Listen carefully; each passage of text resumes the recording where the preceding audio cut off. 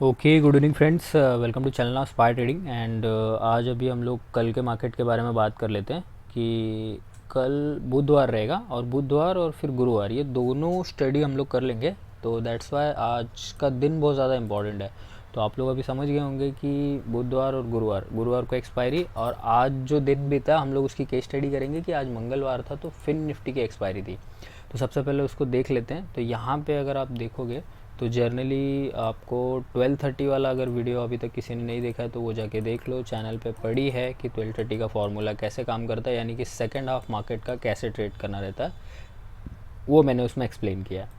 तो उस पर अच्छा खासा प्रॉफिट यहाँ पे हम लोगों को देखने को मिला। जो सेकंड हाफ मार्केट का ये देखो 12:30 से कंटिन्यू रैली, वो पूरी की पूरी ग्रैब हो सकती थी। 3 बजे पोजीशन कट करनी थी, तो ये हमारा प्रॉफिट पार्ट रहता था। अब हम लोग यहाँ पे क्या करने वाले हैं, फिन निफ्टी को देखेंगे। अगर यहीं पे आप सोचो कि फिन निफ्टी में आपने ये बॉटम 12:30 बजे अगर फाइंड किया सेम स्ट्रैटेजी से, तो आप कोई भी एक अगर ऑप्शन चैन ओपन करके देखोगे तो आपको बहुत ही लो कॉस्ट में बाय करने को मिल जाएगा प्रीमियम।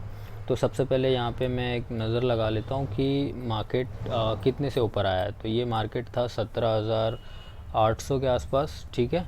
तो अभी हम लोग इसको देख लेते हैं कि अगर 17,000 वाली जो कॉल थी, अगर हम लोग उसको परचेज़ करते तो उसमें कितना अच्छा हम लोगों को प्रॉफिट हो सकता था।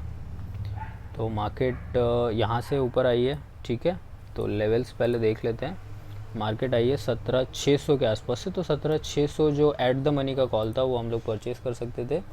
तो 17,600 का जो कॉल था वो देखो यहाँ पे अगर हम लोग देखना चाहें तो मैं आपके सामने चार्ट लगा देता हूँ। इसमें देखो आपको ना एक्सपायरी वाले दिन एटलीस्ट 1x 2x पे काम करना है, ठीक है। Just a second.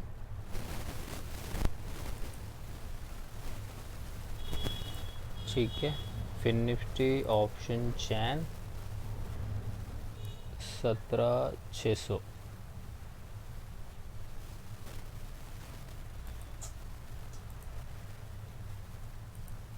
ये ओपन नहीं हो रहा है, पता नहीं क्यों।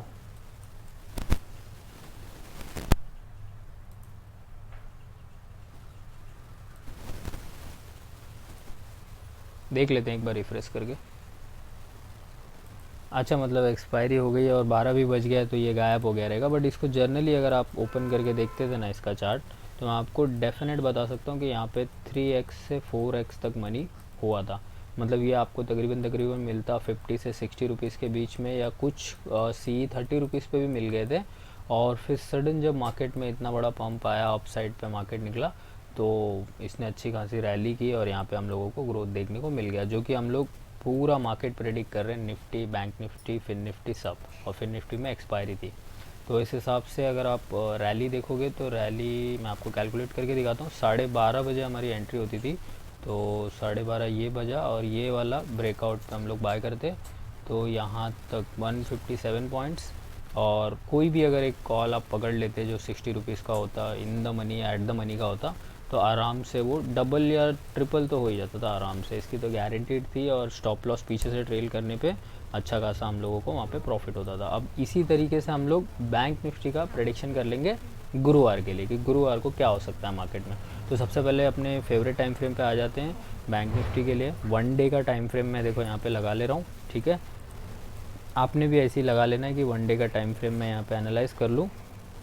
और इसके जस्ट बाद आप देखोगे तो ये जो चैनल है वो चला आ रहा है, आपको ये हमेशा से दिखता होगा मेरी स्क्रीन पे, ठीक है। ये मार्केट अप साइड पे इस तरीके से रैली करता है, ठीक है, और फिर यहाँ से ऐसे फॉल करता है। और अगर मैं ग्रीन में कैंडल्स बनाऊँ तो ग्रीन में अगर आप देखोगे तो यहाँ से पंप आता है, यहाँ से नीचे, यहाँ से पंप, यहाँ से नीचे। तो अभी जो पॉइंट है ये मेक और ब्रेक वाला पॉइंट है सबसे सही, कि जो 39,300 का जो लेवल है वो बहुत ज़्यादा इम्पॉर्टेंट है, ठीक है। तो अगर आपको लेटेस्ट में देखना रहेगा तो देखो मैं यहाँ पे दिखा देता हूँ आपको, ठीक है। ये एकदम क्लियर दिख रहा है, चार्ट एकदम क्लियर है आप लोगों के लिए, इसमें ज़्यादा लाइंस नहीं है। तो अभी जो मार्केट क्लोज हुआ है वो हुआ है 39,900, आप पकड़ सकते हो कि 39,900, 4-5 रुपये कम है उसमें, 7 रुपये। तो 900 वाला जो सी है वो बहुत ज़्यादा इंपॉर्टेंट होने वाला है, क्योंकि देखो यहाँ पे ये रेजिस्टेंस फेस करेगा, क्योंकि पहले यहाँ पे इसने ऐसे 2 टाइम का सपोर्ट लिया था और ये डब्लू फेल होने पे हमें यहाँ पे प्रॉफिट हुआ था, आपको याद होगा। तो इसी तरीके से हम लोगों को आगे का प्लानिंग बना के रखना है कि यहाँ पे अभी रिवर्सल आ सकता है या तो फिर ऐसे एक ब्रेकआउट आने के बाद एक रीटेस्ट आएगा और यहाँ तक हम लोगों को ध्यान रखना है। तो अब लेवल्स यहाँ पे मैं लिख रहा हूँ, उस चीज़ को हमेशा से ध्यान रखना, ठीक है। सो यहाँ पे अगर मार्केट ने अप साइड की जो रैली वाली बात है उसको भी हम लोग यहाँ पे कंसिडर करेंगे। तो अभी लेवल्स लिख के ले लो। तो अभी जो 39,900 पे मार्केट है उसको लिख लो कि ये यहाँ पे बेस है 39,900, ठीक है। अगर यहाँ से रिजेक्शन आता है तो उसको सपोर्ट जस्ट नीचे मिल जाना चाहिए हाफ बॉडी से, यानी कि अभी आज मार्केट कितने पॉइंट ऊपर आया है 250 पॉइंट, तो मैं सेफ्टी के लिए 300 पॉइंट नीचे चला जाता हूँ। तो 900 में से अगर आप 300 निकाल दोगे तो 39,600 और एक सपोर्ट के लिए हम लोग पकड़ लेते हैं 39,500, यानी कि अगर यहाँ से पीछे आएगा तो ये वाला जो पिकअप होगा वो यहाँ से और यहाँ से हो सकता है। फिर उसके बाद अगर रेजिस्टेंस वाला लेवल देखोगे तो वो तकरीबन यहाँ पे आएगा। तो इस लेवल को अगर आप देखने जाओ तो 40,000 से ऊपर आएगा वो, ठीक है। तो वो लेवल भी हम लोग यहाँ पे देख लेते हैं। ये अगर 1-2 दिन का टाइम लेगा तो 40,500 या 40,200 के ऊपर हम लोगों को मार्केट दिखेगा। तो 40,000, फिर इसके ऊपर यहाँ पे आपको दिख रहा है 40,100 और 200, आप ऐसे लिख के ले लो। और फिर 39,900 पे अभी है मार्केट, ठीक है।